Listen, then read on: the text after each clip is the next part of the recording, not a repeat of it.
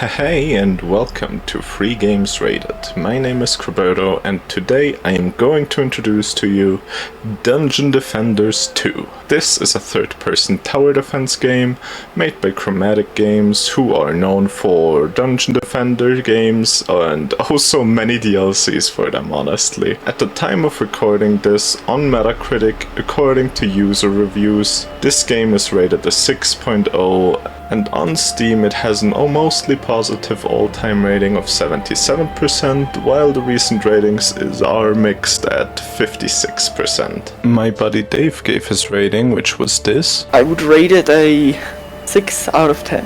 And personally I would rate this game a 6 out of 10. The game is a third-person tower defense style game, where you have to keep enemies away from one or several objectives. It is similar in gameplay to other video games in the third-person tower defense genre, like for example Orcs Must Die. But with that all being said, what is Dungeon Defenders 2 about? Well, as you might have guessed, it is all about defending dungeons. Well, I think so at least. Actually, I think most of the time you are actually defending a crystal or some other MacGuffin from dungeon monsters. So you are more defending yourself from dungeon enemies rather than defending a dungeon. But with how over-describey things have got in anime, to the point that anime names like "I was reincarnated as the 7th prince, so I can take my time perfecting my magical ability" exists, instead of easier to digest titles like for example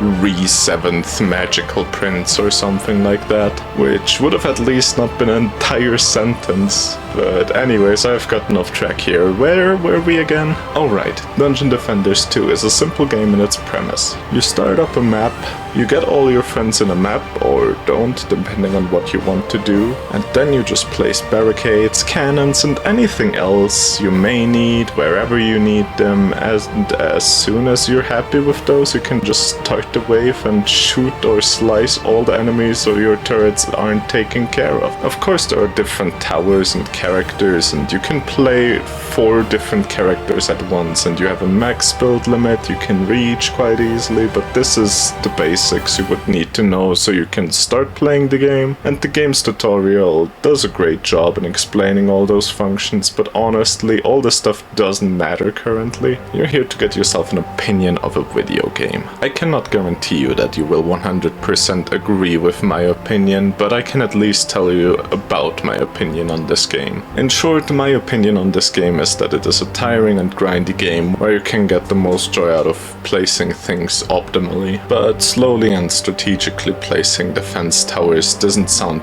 too much fun for most people here probably. Also, there are other issues like the inventory system, which sucks and barely makes sense to me, because sometimes you get lower grade items that are stronger than strong ones, and you get so much loot every stage that if you actually take your time and look through everything, this quickly becomes even more of a bore to play. Add to that the characters are pretty useless without good items, and it's sadly a necessary boring thing to get through. But after all this being said, why would I still rate this game a 6 out of 10? Well, there is a small feature which can quickly fix half of these problems at least. Did you know doing things with friends can be kind of fun? I've played this game on my own and with friends often already, and I have noticed one massive issue through this. This game simply doesn't work in single player, and it's all because of the gameplay. Alright, I'll best explain this by simulating going through a level of this game.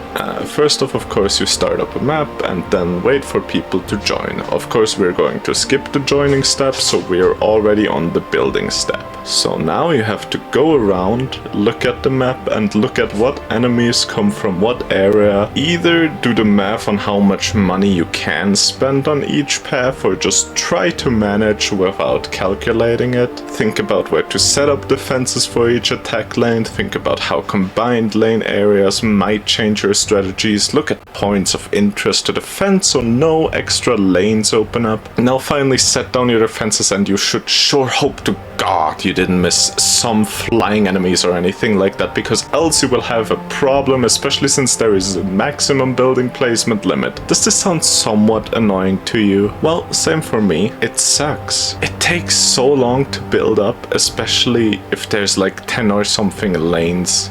But this all gets so much better as soon as you just add a second person. If you play this game with even just 2 people, it will improve so much immediately. Because you have to worry about half of the board from that point on, so your preparation phase will take only half as long, which is so great. Granted, I still think issues other than that should be ironed out a bit, that enemies get way stronger if you fight in a group, which doesn't make a lot of sense to me since I still have to share all the resources with my partner. And if they're as strong as I am, the only advantage we have when playing together instead of alone is that 2 of us can attack, which, you know, I don't think does a lot, especially if the other player is weaker. It'll just make your team not work because the game says no. But I gotta be honest, even though I dislike the system about the multiplayer, everything else about it is just so much better that even if it's more difficult, it's still always more worth it to play it in as a multiplayer game. Even if there were not any of the gameplay reasons, playing with someone is just more fun. This is one of the games I played years ago already with friends. I had one special online friend back then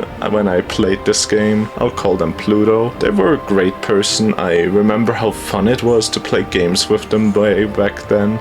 And just in general to do stuff with them. I played Terraria with them, some other random free games, and one of those free games was of course also Dungeon Defenders 2. I have played this game on my own a lot in between, but it is never as fun as a multiplayer session. But sadly, since those old days, me and Pluto have lost contact because of reasons I am not going to go into detail, because at most this is a completely different topic for another day, and at the worst I'll just never talk about it on here. But if you're out there, Pluto, please hit me up if this video somehow finds you and you feel like it. Anyways, I got a bit off topic there. Why are games more fun with friends though?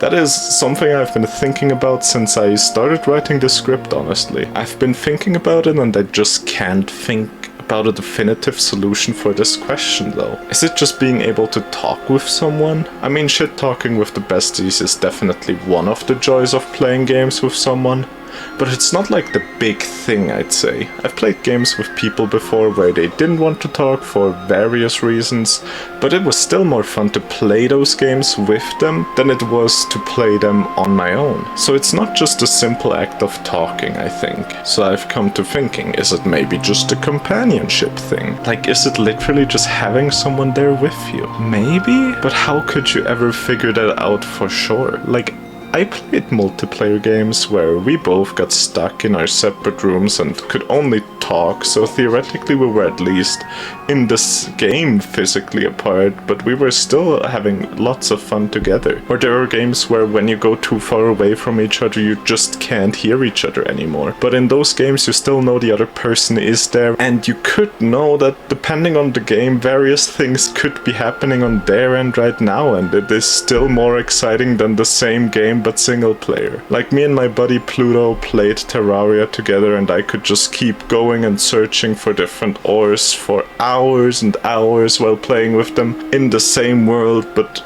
millions of blocks apart. But when I'm on my own it just does feel so much more boring because it feels so empty and depending, even kind of pointless. So what else could it even be at this point? Is it just knowing that another sentient being is doing the same thing you're doing? Is our monkey brain just happier by knowing that another person is doing the exact same thing we are?